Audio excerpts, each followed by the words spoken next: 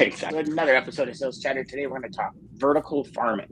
What does that really mean for produce carriers? What does it mean for the reefer industry in general? Yeah. To the HPLS podcast. Live, relevant, and high performance information, conversations, and education weekly.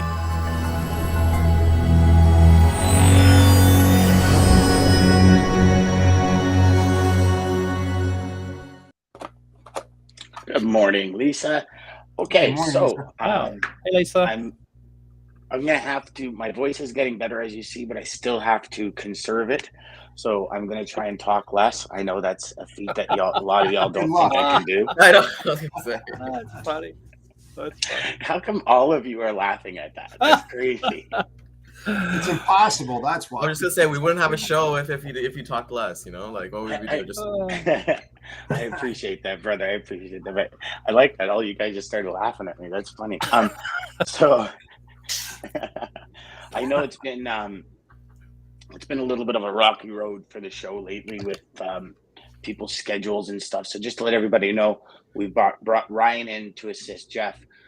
So Ryan and Jeff are going to be pretty much running the show. I'm going to be coming in when I can in order to kind of step in. DJ's schedule is all messed up right now and everything. So we're going to bring you the format of the show like we originally promised. But there's going to be a few things over the next probably 3-4 weeks. Well, as you can see, for all of you watching, this is all radiation. And it sometimes impacts my energy, sometimes impacts my voice, depending on the day, believe it or not. So because of that, we wanted to make sure that we had a steady schedule, because I know some of you were sending me texts last week.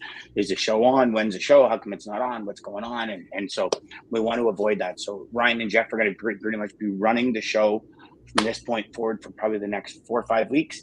We're going to be jumping in when we can, but we're going to bring you the same format. Dean's still going to be here every Wednesday, and we're going to hammer it out for you as best possible.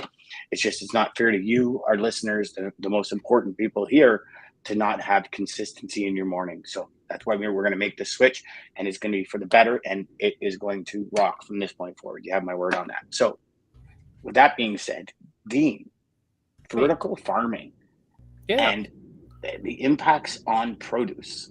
Talk to us, my man. Talk to us. What do you see? It's a fascinating story, because the news of all of the droughts or the drought in particular in the southwest and the west has captured a lot of attention, I think, this year for lots of good reasons. Obviously, we've got to do a lot better job at conserving water, but just the lack of water that we've seen in California is just incredibly difficult for farmers in particular. One of the things that's come out of this, and humans are just incredibly creative when it comes to adversity and finding different ways to do things. And one of those, and this is not a new concept, right? So vertical farming is one of the technologies they're looking at, which is literally, growing produce, certain types of produce vertically, as opposed to, on one dimension across the ground.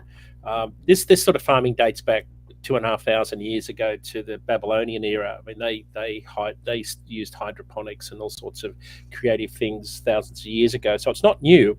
And one of the companies that made news recently was a company that's been at this since, probably about, I think it's about 9 years ago they started this. They're just starting to get to the point where it's starting to gain some traction. And why I think it's important, we're already seeing that there'll be less volume for truckload carriers coming out of California because of the lack of water and just the devastation of the drought in terms of the number of acres being planted, the yields from crops. Some of the very water-intensive crops have had to change their practices.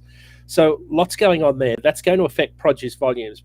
We talked about it on our show recently. Volumes were down substantially. But what's interesting with this technology, and it's not going to affect our market today, but just like the drought in California is going to affect produce season next year potentially for truckload carriers looking for healthy volumes out of the west coast back towards the east, where the majority of the population is. This company called Living Greens has acquired a 200,000 square foot warehouse in Muncie, Illinois. It's the footprint. So visualize this: the footprint's about 3.5 football fields, and they've spent a lot of money on R&D.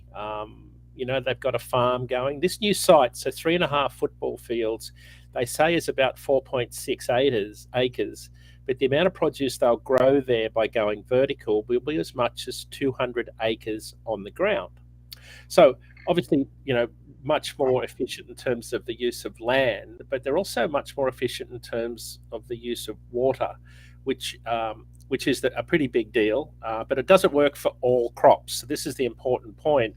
It's best suited for salad ingredients like leafy greens, iceberg, romaine, leaf lettuces, cabbage, spinach, bok choy, kale, those sorts of leafy greens. And of course, the big market where they come from is Salinas, just south of San Francisco. So there's a lot of reefer carriers that run out of Salinas into New York City, for example. So over time, you could see vertical farming changing the origin destination pairing of particular commodities like this.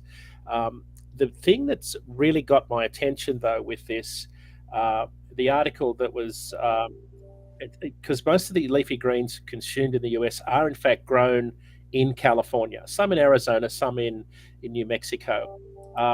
But the big thing is that they'll be able to grow these, they'll be able to locate these vertical farms really close to populations, which means you don't need massive farms out in, sort of remote areas where the transport task is enormous and the cost to move goods is highest. Especially when you start considering, Salinas to Los Angeles to move a load of iceberg lettuce, for example. It's a very different proposition when you can put a vertical farm in Harrisburg, Pennsylvania, to service the entire New England market. So I think that's the thing that really got my attention. There's lots of stories popping up around how companies are adapting to this new era that we're in, where water is becoming a fairly scarce commodity. And vertical farming is one of those. Dan, I read this morning on CNBC that, how when you and I met, I sort of said, data is the new oil.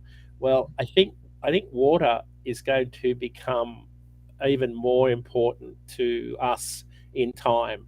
We're seeing incredible, it was only a few weeks ago that the Rhine River got down to 0.78 meters and they couldn't run the barges with Ford motor cars. Normally the Rhine River, where it starts in Switzerland, averages 1.3 meters. You need 1.3 meters of draft to run a fully loaded barge. They had to shut down a lot of their barge traffic. So when you hear stories like that I've not heard of in my lifetime, now maybe I've just lived under a rock in the outback in Australia far too long and didn't read about these things. But that's not a knife. It's not a knife. That's not a triple. I love saying that when guys say they pull out this picture of their 328-foot pup trailers and say that's a triple. Say no, that's not a triple. let me show you 345s hooked together. So I just think this is becoming more of a story, and it's going to affect produce carriers absolutely. How quickly it takes on, as consumers, I don't know we'd ever know or care where it came. Well, we should care, but I don't know when we go to the supermarket that we'll know that it was a vertical farmed product versus something that was grown in Salinas, California. So, well, you know what? I can actually see them using it as a marketing tool as well. True. Vertical farm, water, water conscious, or whatever the wording that they would use, kind of thing is now it's a marketing opportunity as well for somebody that's thinking of the earth. Well, think about so the extension of that is that we've got a lot of companies now focusing on their carbon footprint and marketing that as so think about a company that now markets their water footprint, for want of a better word. How good are they at conserving water? Because where I'm from, in the Southern Hemisphere, we just do an awful job at conserving water. Like our water conservation is absolutely ridiculous. But I'm sure we could do a lot better job everywhere of just collecting what water we have. And of course, this takes pretty forward-thinking people that want to look beyond the next election cycle and just think longer term about what we need to be doing. But so nobody in the US then. But everybody in Canada. Nobody in Canada either. No, nobody in Canada either. No. Anyway, so no politician ever. Let's just put it that way. Yeah, something to get to your point, Dean. Going back to green initiatives and reducing your carbon footprint, right? I know that the government has incentive programs for larger companies that if they can meet a certain percentage, that there's incentives for them to reduce their cost to a certain degree. I wonder if there's going to be such a thing on the vertical farming where there'll be incentives by the government to grow it that way, because now they're conserving energy and water, if you think about it. But I wonder what the cost difference is. It has to be immense when you think about the acres of regular farming, right? And the land that it takes up compared to 3 football fields and doing what did you say, 200 acres? Yeah, 3.6 versus 200. Yeah. So, I mean, I wonder if they're going to come up with some kind of incentive program on that. I mean, it just seems logical. It'd be interesting to see the cost, because obviously in vertical, you're probably not going to have the combines like you would normally have. But the manpower to harvest is probably going to be 5 times as much as it would be for a farmer, right? So you have all these different things that are going to offset. One offsets the other, kind of thing. It'd be interesting to see the actual data on cost. Yeah. And it's like a first too, right? Like it's a complete first for vertical farming. Like, has there been another fruit or vegetable like that has been like this, right? Because even for myself, learning about the drought has been, like the Kardashians went like 20 times over like their water usage for like the month in California, right? And these long-term effects are going to affect everyone. So it's interesting to kind of see, like, to your knowledge, Gene, has there been a situation where we've had to use vertical farming for anything else other than trying this solution? No, I don't. Hold on, we got to go back here for a second, Dean. Did Ryan just throw out a stat that the Kardashians use 20% more water than their show? Where are you? Hey, I got my daily dose of TMZ. I'm here for the entertainment portion of it, Like, I'm here to connect with the 18 to 25 millennials. That's Dude, you just rocked that so hard. That was funny. I love it. That's awesome. I thought you were going to go with them taking way too many short flights on their private jets, because that's becoming they're getting a black eye over all of that, right? Everybody, whether it's the 2 football players for Paris Saint-Germain, who were getting into trouble over the weekend for talking about something. They made a reference to sand yachts. I don't understand it, but they were getting into trouble because they were taking short flights. And of course, the question is, yes, why aren't people taking short train rides or bus rides instead of chartering planes? So I think with social media and the way that we can see the world now, that's sort of a lot flatter than it used to be because of the transparency. All of these things are becoming exposed. But Ryan, it's a great question. I don't know what's been the catalyst, other than just people being innovative and trying to find better ways to do things. There's certainly something, Dean. Think about the vineyards that are out there in California as well. With the drought and everything, I'm going to assume that has to affect their growth of the grapes and everything to make the wine. So you're going to have to. I mean, logically, wine's probably going to go up as well as this drought continues. So, there's so many other things that this drought is affecting besides, the regular type of farming that we're talking about here. Yeah. I mean, it's pretty broad. Well, think about, was it California? So I was reading about the drought situation in Las Vegas. I think they've outlawed's probably the wrong word, but any new home that's built in Las Vegas, you can't have one of those big mega pools in your backyard. Wow. So think about, the use of, pools. My previous house, we had a 3-acre lot with like an acre of green grass that we used to water from a well. Like, now you could say, I'm sure in 20 years we'll say, well, that was just completely irresponsible. But I recognize that now, and now you're seeing this movement away from, just grass around houses. And I think back to my late father-in-law, who was a Croatian immigrant that escaped, German occupation during World War II, and went to Australia and started a stonemason business. And like all good stonemasons, he concreted everything. And he and all of the homes, when there was no water problems, he put green dye in the concrete and laid green concrete all around the house. So this is 40 years ago. So I can see a whole new world of concrete popping up that kind of looks like grass, but it'll be more water. Or even the fake grass. I've seen a ton of places now, in that, like a lot on the HGTV and stuff. They put in fake grass everywhere, and it's like, now you don't have to mow it. You don't have to do it. It looks like grass, and you move on. Well, even for dog lovers, think about this: the aquifers, right? Now, if you start cementing up the ground, right, the ground's not going to be able to absorb that water. That's crucial. And I know down in the Meadowlands in New Jersey, that was a big thing when they started, making parking lots all over the place because they were ruining all the aquifers and the streams and everything because they were plowing them in and putting asphalt over it. So, I mean, there's a lot more to this than what meets the eye besides just concrete and everything. Because, I mean, believe me, I would love to have rocks around my house and I never have to. But, I'd have to get that weed killer to kill all the weeds. But, it's something. Well, I mean, if we go back to that vertical farming, right? Two things. So one, I do see a huge disruption in the usual lanes that people expect, because if all of a sudden produce starts doing this instead of core centralized here and it starts moving around, I see big issues with rerouting trucks and people getting different routes. Number two, I would argue it'd be fresher. Like if there was a vertical farmer in Toronto somewhere, or in like Pickering, or in Mississauga, or up near me in the country, that produce is going to be like way fresher than something coming in from California. Not to mention, this is the big popular thing up here with farm markets, because all our farm markets are open now, and they have all that produce ready to go for us. And you go and it's picked fresh. And there's something, I mean, I'm sure everyone can agree, a fresh, like picked off the tree apple tastes so much better than the ones you have in the stores. Like so much better. Tomatoes taste so much better. Cucumbers, zucchinis, they all taste so much better.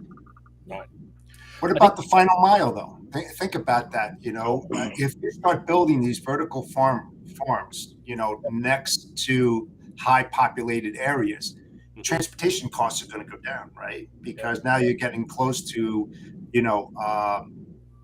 a lot of people, in these geographical areas, instead of shipping them thousands of miles away to get to, the consumer. The next day delivery, like you can imagine picking and packing and delivering within 24 hours. It changes that whole dynamic.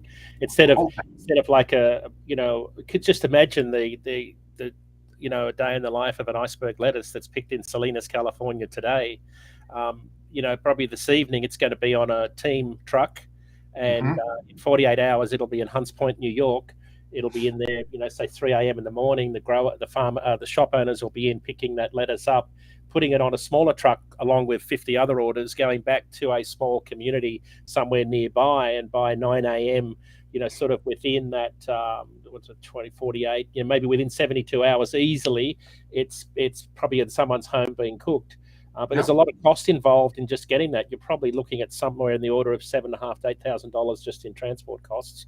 I should know better exactly what that rate is today, but it's probably it's higher than that. But So you take that out, and then you've got a much lower transportation cost. You're absolutely right, Jeff. It's a product too, and the product, a better product. That's going to decrease too.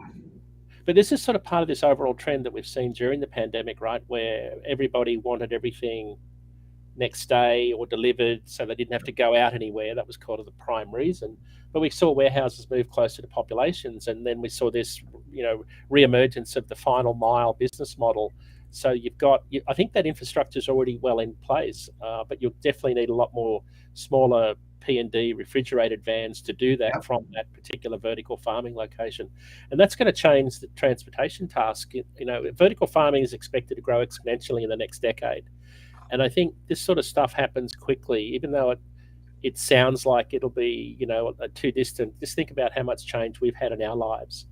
Like I remember saying, I'll figure things out once things stop changing, was what my thought was when I was in my 20s working in the insurance industry in Australia. I quickly figured out that change is constant, and if you don't adapt to it, it'll consume you, because it's one thing that is absolutely constant is change, and it's a good thing once you get your head around it. 100%. Yeah, and I agree. I think we're going to see a lot of this start catapulting in the next couple of years, because it just seems like it's one after another. And in logistics, we're the people that have to adopt to it and see that next move. And if your whole business is in produce right now, and if your sales team are not talking to vertical farmers, right, you're missing the boat, right? Yep. This is where we have to stay ahead of those change curves. And you think of how many other things have gotten closer to home, right? There's a whole lot of things that are being manufactured closer to home, or being built or being assembled closer to home now, which totally disrupts Absolutely. typical business, right? Yep. Right. Well, it's where more jobs are, right? So there's a generational change in long haul trucking, for example, where drivers want to be at home more often. I think we mentioned on the show a few weeks ago that I talked to a large truckload carrier, north of 4,000 trucks, and they said that our drivers had never made more money, but they never wanted to be home more often. So our truck availability numbers are really down. So it's not about hiring drivers; it's about keeping the ones working that you've got. And the problem is that you want drivers to be happy, healthy, and making money. So this is a really delicate balance, and it's why, Dan, we said a year ago on this show that long haul truckload supply of drivers is going to be very, very tight for a long time, if not forever, because things have changed. The job is very different than what it used to be, but the driving, that business model has kind of changed, where you can now get a lot more driving opportunities closer to home in that regional short haul space and be home more often, because more freight, I think, is moving in a shorter radius of operation. I mean, we already know that 75% of freight moves under 100 miles as it is. Most freight moves in a very short radius of operation. It's only like less than 5% that moves over 1,000 miles. So despite, when you actually look at the data, it's not an enormous freight task in terms of the long distance part. It's a more costly piece. But that's why I think they're struggling with finding drivers, because if you can't get a driver 3,000 miles a week, give him the opportunity to make or her 3,000 miles a week, you are really in trouble. And I see earnings calls coming out from large truckload carriers averaging 1,548 miles a week and turnover 138% on the driver's side. Like, no kidding. If you can't find a way to keep your drivers busy in the long haul sector, because it is plagued with delays, traffic, dock time, dwell time, just inefficiency in terms of how you're dispatched. If that problem doesn't get solved, it'll be very hard to keep drivers seated in trucks. It's just an awful lifestyle. And you even if you love driving trucks, which I do, I couldn't work for a large carrier that couldn't give me the opportunity to easily run 3,000 miles a week, because that's what you want to do. You want to be running 500 miles a day. But if you can't, then that means you're going to say, well, I can't afford to do this anymore. And that's been the problem since I've been in this country, 22 years now. That problem hasn't changed. No. But what is changing, though, I think, is that there are more jobs available for drivers closer to home. And that's just going to, if you think about what does that mean for us in the broking, supply chain, logistics space, well, it means that truckload capacity is going to be tight in the long haul sector. Like, even if you've got plenty of drivers locally, they're going to struggle to find drivers. And that's why the large truckload carriers now are talking about not decreasing contract rates, but increasing contract rates, because their costs have gone up, not just diesel, but their wage costs have gone up so much in recent years. It's a very interesting discussion. We talked about bid season on last week's show. It's a very interesting discussion, because the driver supply piece is now a crucial part of it. It's changed in a generation. There's a very different generation of driver out there today that's very different than what has been the backbone of the industry for the last 30 years. That has changed significantly. Do you think that's going to cause an issue on the trucking side to commit to some of these RFPs? What's a good question? I don't know. Yes, I think they could be more selective. I think it's being driven by the shippers, though, right? So the shippers are being more selective about what lanes they're bidding on, and trying to work more closely with those carriers. But I could see carriers being more selective. Yeah, I could see them being more selective about certain lanes that don't give them balance, that don't give them density. And I'm way over my skis when it comes to RFPs. Jeff's our master, and I notice he's still here after his busy week last week trying to get that RFP done. So I assume you got it done. Yes. Yeah, he did. He was going hard. He was going hard weekend and everything, Jeff. You were rocking it. Yeah. Got to do what you got to do, right? Yeah. That's what it is, brother. That's what it is. I don't know if we'll get an hour out of today, guys. We're going to get an hour out of today, you think? My voice is starting to go. I can feel it at the back of my throat, so I'm almost done. But I told you I wasn't going to talk too much. See that? I'm not. You did very good. You did very good, Dan. I give you an applause. Thanks, buddy. Thanks. We'll get you like on, you know how like baseball pitchers, they have like a pitch count. We're gonna get you like on a word count from now on. You know, like once you hit that 100 words, it's like, yo, it's time to go. It's time to go. Yeah, That's it. Just drop the mic. See you later. I'm gone. Yeah, Just a question what for else? you, Dean. Just a question, Dean, for you. Just based on like you mentioned that reefer carriers, they're gonna kind of not be able to do that freight out of like Salinas and stuff like that.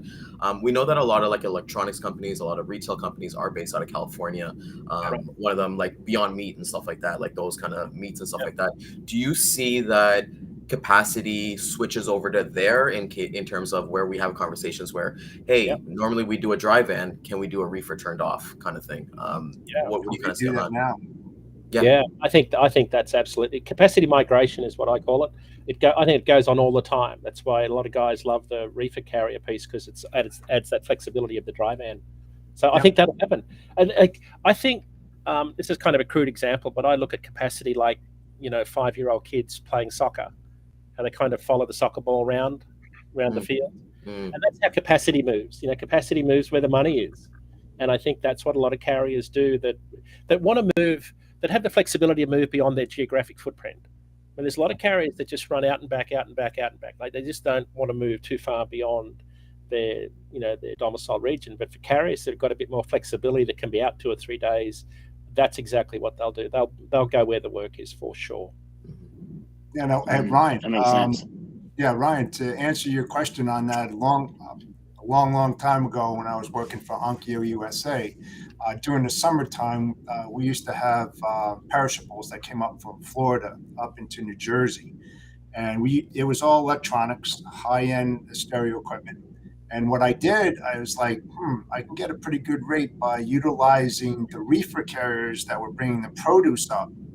Over the summertime, it's hot in the warehouse and everything. So I'd have the guy turn on the reefer and the guys would be hand stacking 2,300 receivers in this. And it was great. And we got the truck to return back down to pick up another load of perishables. So, I mean, I'm sure that there's other shippers out there that are just creative and doing the exact same thing, like Dean was saying, to mobilize and move these different types of modes around to where they need to be, especially, again, it's all about collaboration and talking to the carriers and where do you need to go? I need to get down to Florida, Miami, wherever. Okay, fine. I've got some dry loads that can get down there. I'll use your reefer. So you have to be creative in that area as well. When there's a small weight penalty, right, Jeff, with the reefer carrier? Is it like significant when you load, dry freight in a reefer? Well, yeah. I mean, over the years, I did a tremendous amount of that. Especially if you're looking to get back down from northeast and New Jersey up in this area. Not too much perishables that are going back down to Miami, and now you've got to move all over the place to get back down to get a reload. But if you happen to hook up with the right shipper and to do a reload and to cut their deadhead miles and get them back down to it, they do another reload. You can count on them being up in your area 3 days later, right, for another reload. And it just makes a lot of sense to say. Most shippers will allow you to use a reefer turned off. Yeah. Most of the restraints are the height from the actual blanket on the roof.